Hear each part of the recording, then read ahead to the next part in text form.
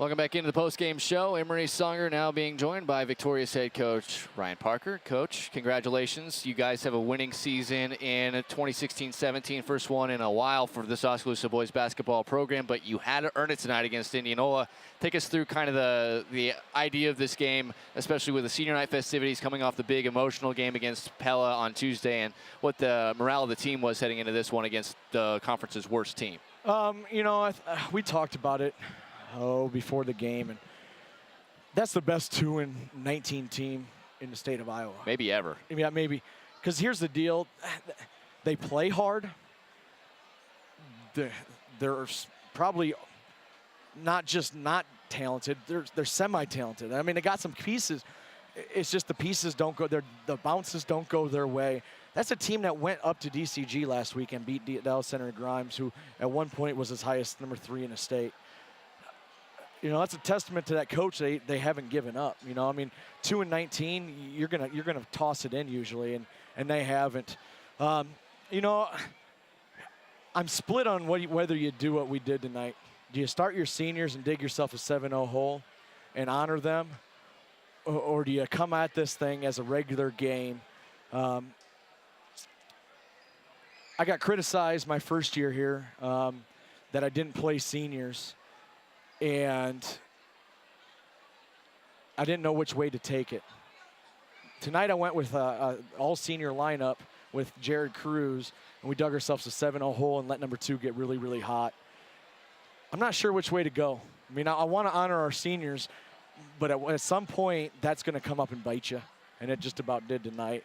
I'm extremely proud of our team because 11 wins and guaranteeing at least a winning season, that's huge for our program, and that's one of our big-time goals. We don't set goals of 20 wins when that's not realistic. We're guaranteed at least a 500 record, and that's big for our program. I can tell you from my personal vantage point on this particular game, Indianola, first of all, if you would have showed me them and asked me what their record would be, that looks like a 500 team to me if they're in any conference that's not the Little Hawkeye Conference. Yep.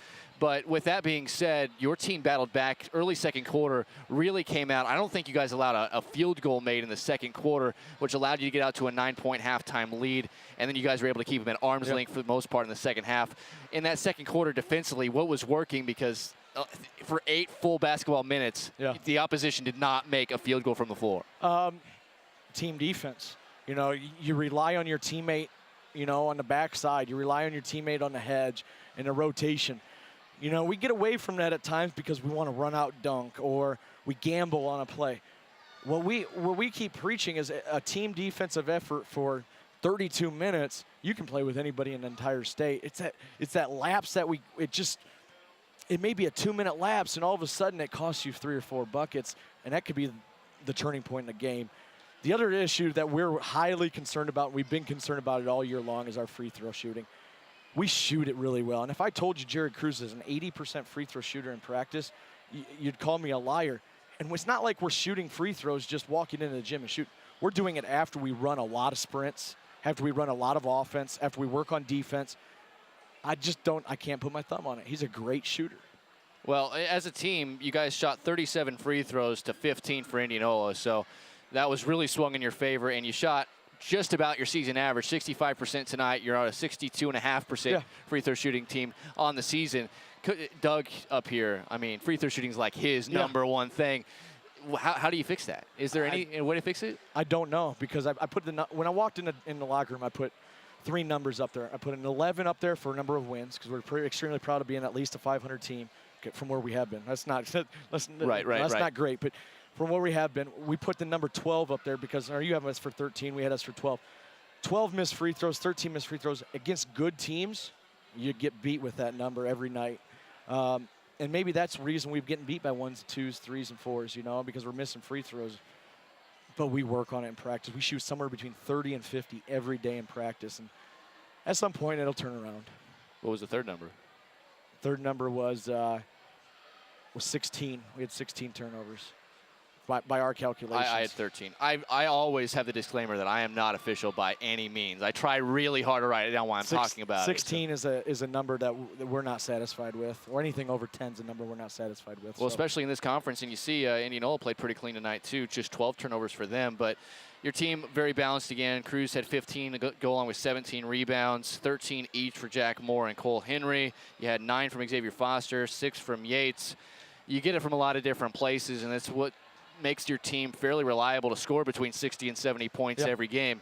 But you guys are one of the few teams in the state that you have a little bit of a flurry of games here to wrap up the season. You had Pella Tuesday, you had Indianola here tonight, and what was not a cakewalk of a game by any means. Home on Monday against Dallas Inter-Grimes in a makeup game. In conference, still a tough team to play. Yeah. And then on Tuesday, a very good Sheraton team out of the South Central Conference before you get less than a week off before your first round game the Monday after that. I think we'd rather have it that way than the opposite, where you have a full week off or a week and a half off before your first game. Because if tonight's your last game, regular season game, you don't play until a week from Monday. What are we going to do for 10 straight days? Our kids are going to be hating practice, bored at practice. More dodgeball? More dodgeball, probably. We played pretty well after dodgeball. We got to implement that more often. The wrestling team, I think, wants a rematch. So they can't hold us. They can't. Okay, so who would be the next? The swim team, is that next on the docket for the boys basketball dodgeball team? We're open to all comers. All comers. What if we got KBO KMZN? A No Coast Network team put out there? As long as Doug's on the other side, because I want to take out Doug. All right, I'll make sure that we can arrange that, Coach. Congratulations. We'll see you on Monday. All right, thanks, buddy. All right, that is head coach Ryan Parker. Quick break. We'll come back, wrap it up after this right here on the No Coast Network.